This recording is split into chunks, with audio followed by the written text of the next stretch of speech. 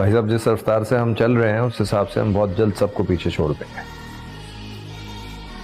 अरे आलमगीर साहब, ना तो हमें किसी के बराबर आने का शौक है और ना ही किसी से आगे निकलने का। हाँ, अगर हमारे सर पर पांव रखकर कोई आगे निकलने की कोशिश करता है तो वो उसकी आखिरी कोशिश साबित होगी।